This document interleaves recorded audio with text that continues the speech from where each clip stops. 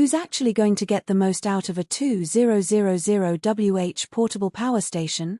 Is it the weekend camper who wants to run a mini kitchen off the grid, the RV family that needs a reliable backup when a storm knocks out the campsite power, or the everyday homeowner looking for a plug-in UPS that can keep a few lights and a laptop alive during an outage?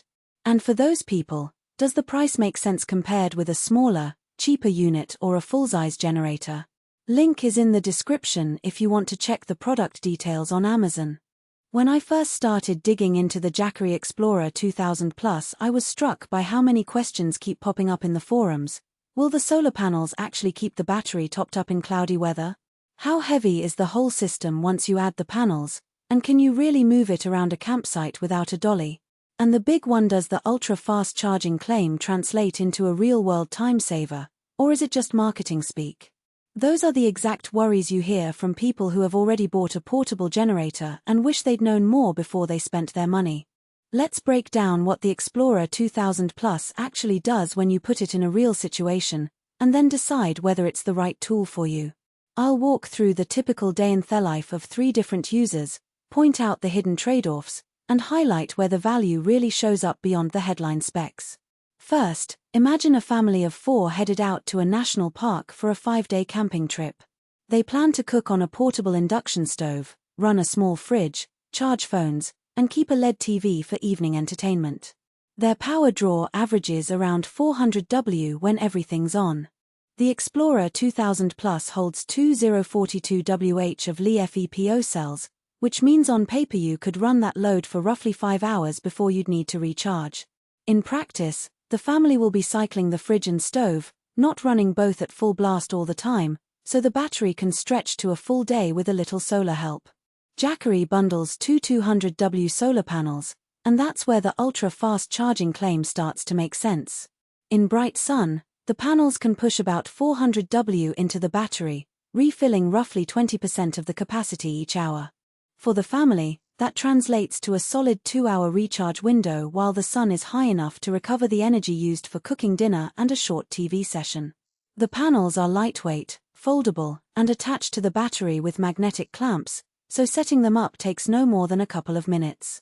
The downside: if you're in a densely wooded area or the forecast calls for clouds, the panel's output drops quickly, and you'll end up relying more on the stored energy.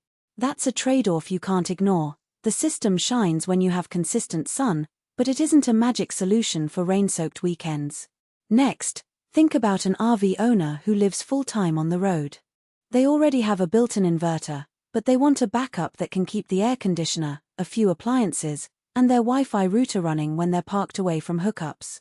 The Explorer 2000 Plus offers a 3000W pure sine wave AC outlet, which means you can plug in most small appliances without worrying about surges or noise. In a typical RV setup, you'd be pulling around 200W for an air conditioner on a hot day, plus 200W for a fridge and another 100W for electronics. That adds up to roughly 500W well within the unit's capacity. The battery will last about an hour and a half at that continuous draw, which may sound short, but remember the unit can be expanded up to 24 kWh by chaining additional Jackery batteries. For someone who spends months on the road, that modularity is a real advantage. You start with the 2 kWh base and add more modules as your power budget grows, rather than buying a massive, immovable generator up front. The safety side is also worth mentioning. Jackery uses Li-FePO chemistry, which is inherently more stable than the traditional lithium-ion cells you see in many portable power stations. The battery management system monitors temperature, overcharge, and short-circuit conditions, and it will shut down the unit before anything gets dangerous. For an RV that's moving around, that first-rate safety feature isn't just a buzzword, it's a genuine peace of mind that the battery won't go into thermal runaway if you accidentally drop the unit or expose it to a hot engine compartment. Now, let's talk about the everyday homeowner who just wants a reliable UPS for a power outage. If your neighborhood gets hit by a storm once a year and you need to keep the lights on, the fridge running, and perhaps a small electric heater, the Explorer 2000 Plus can handle those loads better than a typical home UPS. Most UPS units are limited to a few hundred watts and only last a few minutes on battery.